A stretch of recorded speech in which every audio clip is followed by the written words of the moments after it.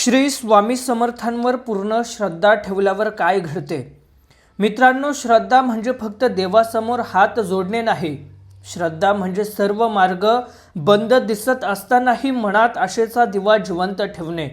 श्रद्धा म्हणजे परिस्थिती कितीही कठीण असली तरी माझे स्वामी माझ्यासोबत आहेत हा विश्वास कायम ठेवणे. पण प्रश्न असा आहे, स्वामींवर पूर्ण श्रद्धा ठेवल्यावर नेमकं काय घडतं? चला तर मग जाणून घेऊया. मनातील भीती हळूहळू कमी होते. जेव्हा माणूस एकटा असतो तेव्हा प्रत्येक समस्या पर्वतासारखी वाटते. पण जेव्हा त्याला वाटतं स्वामी माझ्यासोबत आहेत, तेव्हा त्याच समस्येला सामोरं जाण्याची ताकद निर्माण होते. संकट संपण्याआधी भीती संपायला सुरुवात होते. निराशेच्या जागी आशा निर्माण होते. श्रद्धा म्हणजे अंधविश्वास नाही, श्रद्धा म्हणजे अंधारातही प्रकाश येईल यावर विश्वास ठेवणे.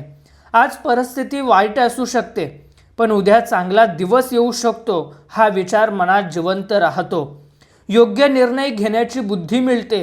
अनेकदा समस्या नसते तर चुकीचे निर्णय समस्या वाढवतात. श्रद्धेमुळे मन शांत होतं. मन शांत झालं की विचार स्पष्ट होतात आणि योग्य मार्ग दिसू लागतो. संकट सहन करण्याची ताकद वाढते. स्वामी प्रत्येक संकट दूर करतीलच असं नाही, पण ते संकटातून चालण्याची ताकद नक्की देतात. वादळ थांबेलच याची खात्री नसते, पण वादळात उभं राहण्याची शक्ती मिळते. अहंकार कमी होतो. श्रद्धा असलेला माणूस यश आलं तरी नम्र राहतो, कारण त्याला माहीत असतं सगळं काही आपल्या शक्तीनेच नाही तर स्वामींच्या कृपेनेही घडलं आहे.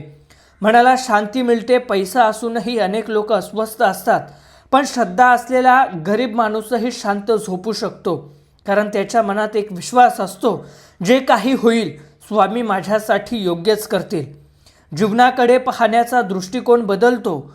पूर्वी प्रत्येक अडचण शिक्षा वाटायची, पण श्रद्धेनंतर प्रत्येक अडचण शिकवण वाटू लागते.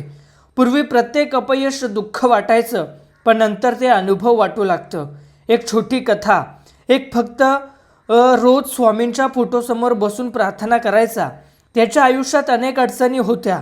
नोकरी नव्हती, पैशांची अडचण होती, घरात तणाव होता, पण त्याने श्रद्धा सोडली नाही. एक दिवस त्याने स्वामींना विचारलं, स्वामी माझ्या प्रार्थनांचं उत्तर कधी मिळणार? मनात त्याला जणू एक उत्तर ऐकू आलं, मी तुझी प्रार्थना ऐकली आहे, पण आधी तुला मजबूत बनवत आहे.